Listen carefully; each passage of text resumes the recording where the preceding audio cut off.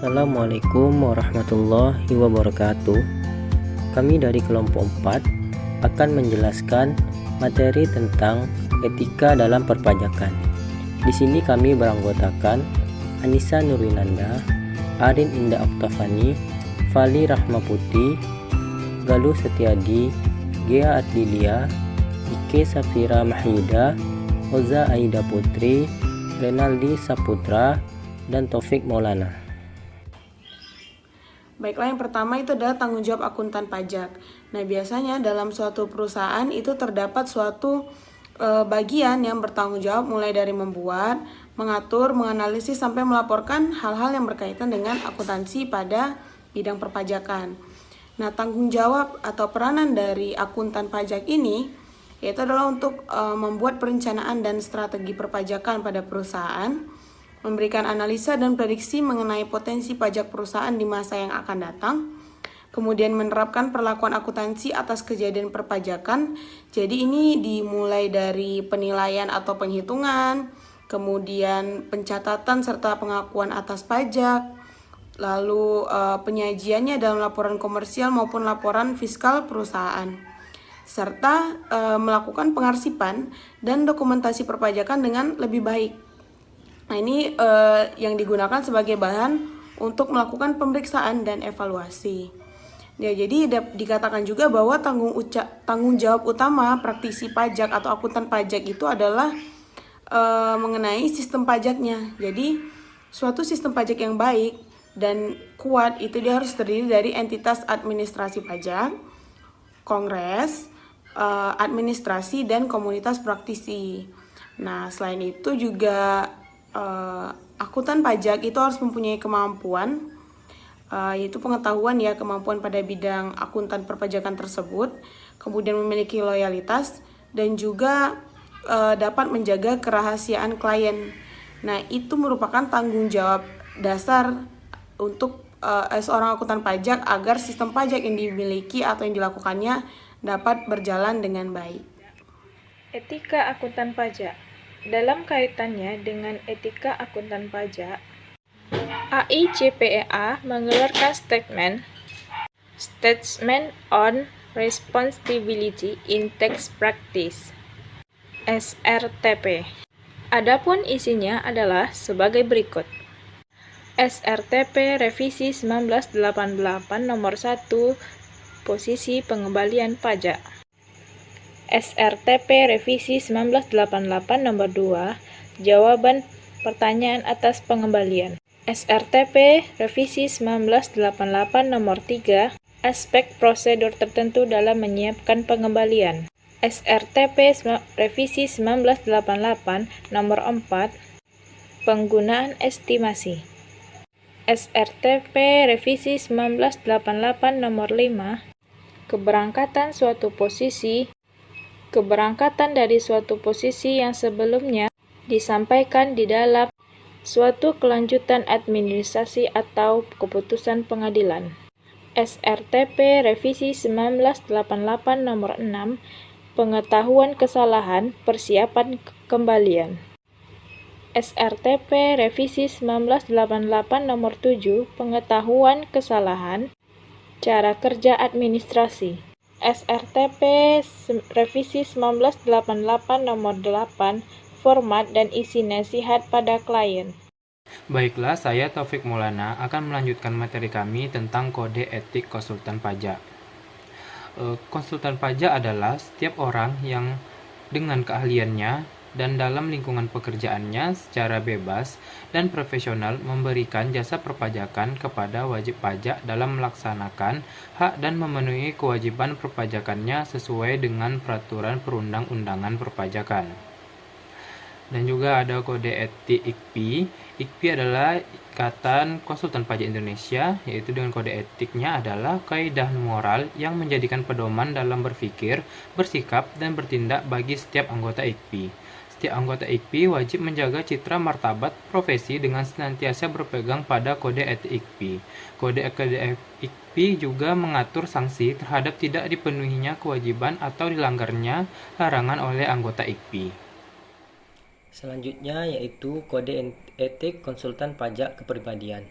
Yang pertama, konsultan pajak Indonesia wajib setia dan taat sepenuhnya kepada Pancasila dan Undang-Undang Dasar 1945. Yang kedua, patuh pada hukum dan peraturan perpajakan, serta menjunjung tinggi integritas, martabat dan kehormatan profesi konsultan pajak.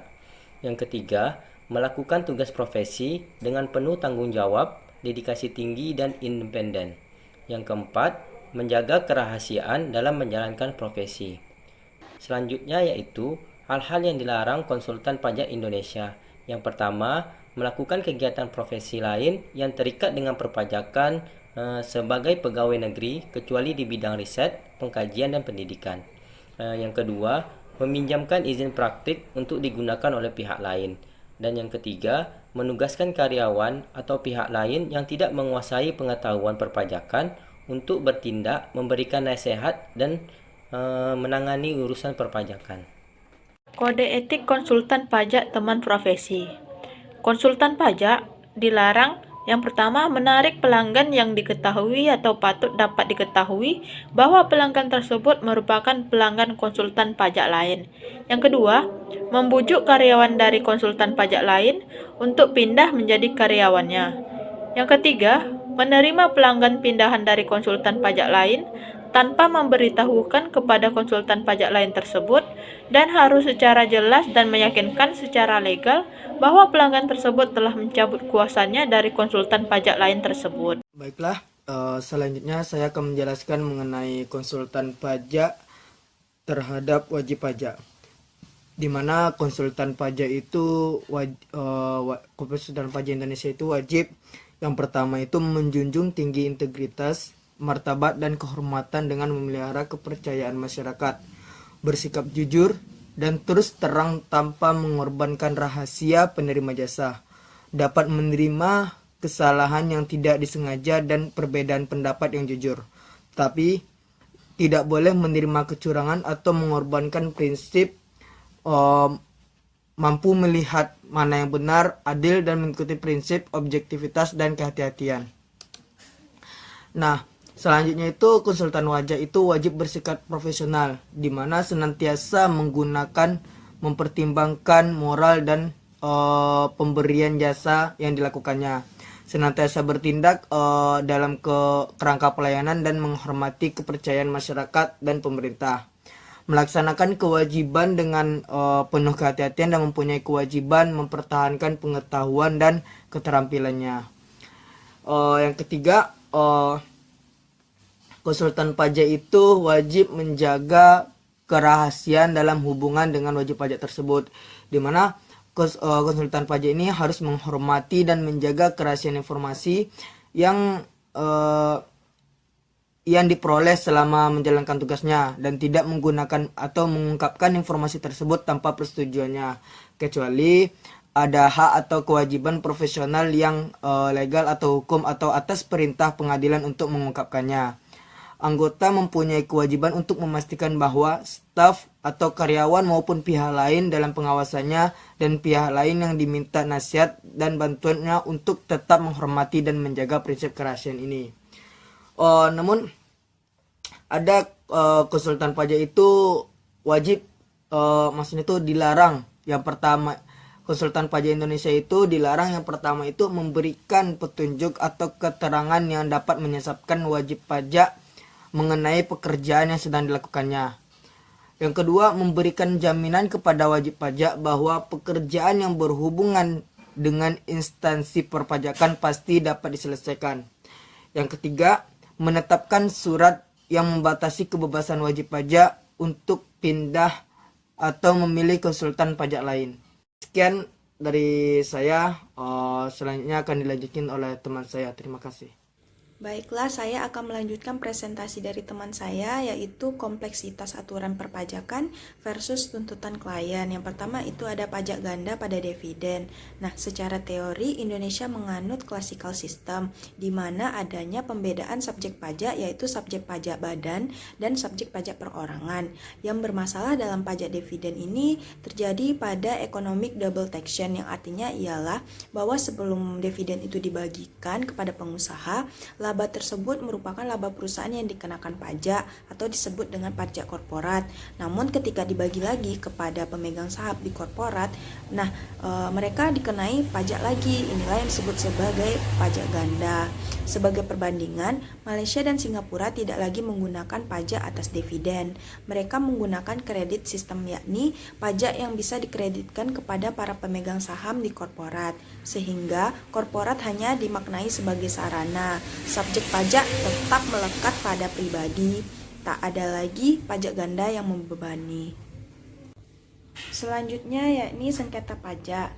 Kalau terjadi disput atau disput ini bisa dibilang dengan hitungan wajib pajak antara WP dengan petugas pajak berbeda. Jika terjadi sengketa SPT, maka apapun yang akan dipakai adalah hitungan aparat pajak. Dan hitungan itu harus dibayar lebih dahulu oleh WP sebesar 50% dari hitungan petugas pajak sebelum bisa dibawa kepada pengadilan pajak.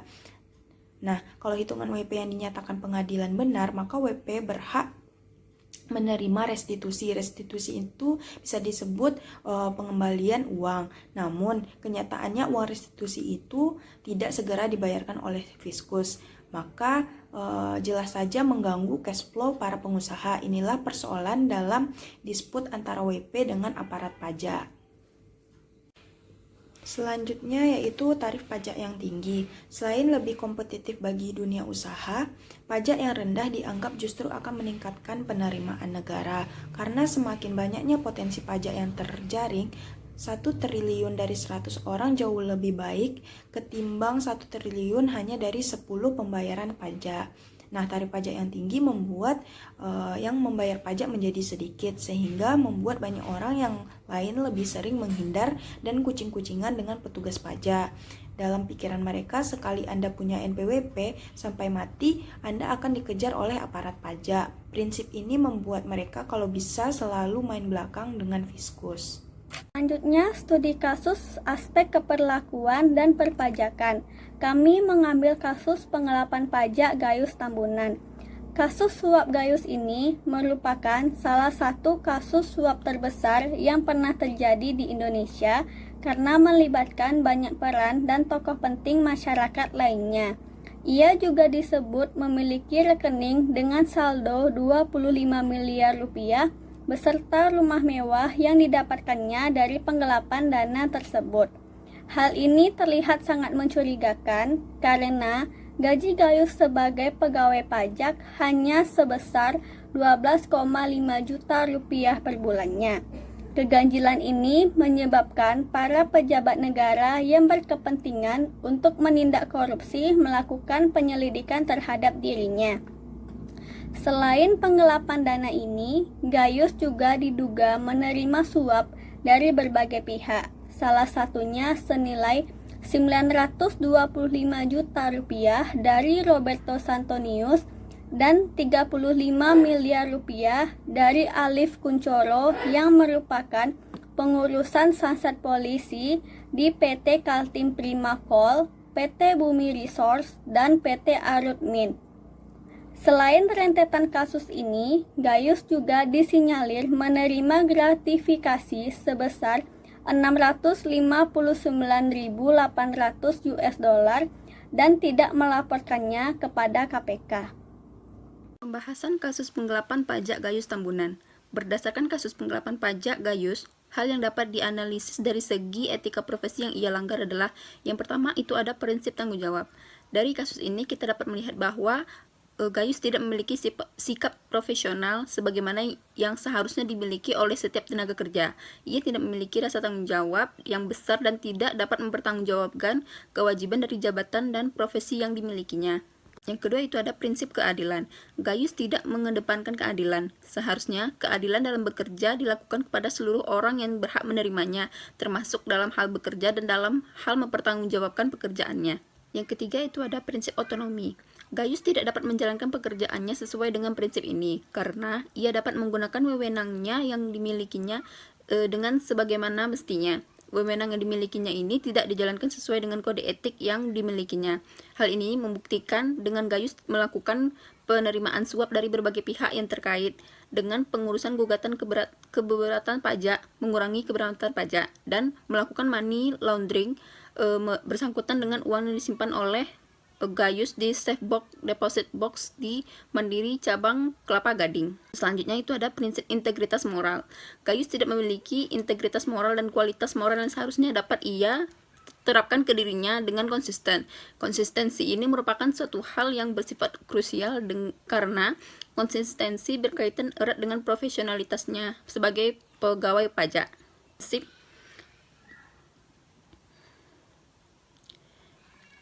Selanjutnya itu ada kepentingan publik. Dengan Gayus menerima suap dari berbagai pihak, maka ia otomatis telah melakukan pelanggaran terhadap prinsip ini. Karena dengan ia menerima suap, berarti ia telah menggunakan uang yang seharusnya digunakan untuk pembangunan negara demi kesejahteraan publik, malah ia memperkaya dirinya sendiri.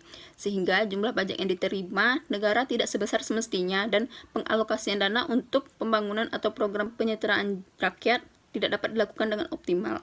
Selanjutnya ada integritas. Gayus menunjukkan pelanggarannya atas prinsip ini karena ia sudah mengutamakan kepentingan pribadinya dibanding dengan kepentingan publik. Ada objektivitas. Gayus Tambunan tidak memiliki sikap objektif dalam menjalankan pekerjaannya sebagai pegawai Dirjen Pajak. Hal ini dibuktikan dengan Gayus membantu kliennya untuk mendapatkan kemenangan dan dalam pengadilan pajak dan menerima imbalan atas jasanya tersebut. Selanjutnya ada kompetensi dan sifat kehati-hatian. Yang dimaksud dari prinsip ini adalah sikap profesional harus mempertahankan keterampilan profesional dan ketekunan agar klien dapat memantau manfaat yang maksimal dari jasa yang profesional yang telah disampaikan dengan cakap berdasarkan perkembangan praktek, legalitas, dan teknik mutakhir. Selanjutnya itu ada perilaku profesional. Gayus Tambunan melakukan pelanggaran etika profesional yang membuat DJP terlihat seperti tempat untuk melakukan korupsi. Ia tidak konsisten dengan reputasi yang ia miliki dengan melakukan tindakan dan kegiatan yang mendiskreditkan profesinya. Yang terakhir itu ada standar teknisi. Berdasarkan kasus ini, kita dapat melihat bahwa Gayus telah melakukan penyimpangan dari standar pekerjaan apart Dirjen Pajak karena semua apart Dirjen Pajak memiliki larangan untuk melakukan penerimaan suap dari siapapun termasuk wajib pajak. Demikianlah presentasi dari kelompok kami. Lebih dan kurang kami mohon maaf. Assalamualaikum warahmatullahi wabarakatuh.